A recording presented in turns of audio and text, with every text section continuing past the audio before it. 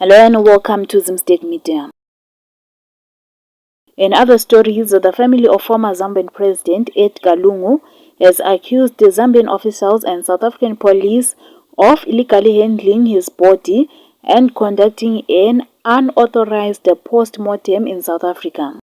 The family alleges that on April 22, South African police and Zambian officials went to Two Mountains funeral services in Johannesburg and pressured staff to release Lungu's body without family present.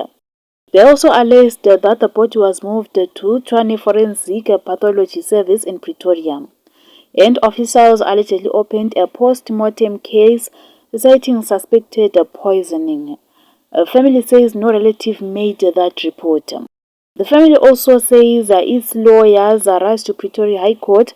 A court ordered the body retained that night and demanded officials to explain why they shouldn't face contempt charges.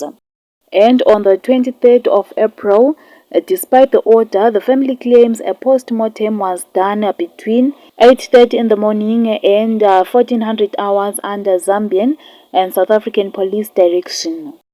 The body was later retained after lawyers escalated to senior South African police. Lungu's family spokesperson Makhebu Zulu called it a violation of court orders, due process and dignity.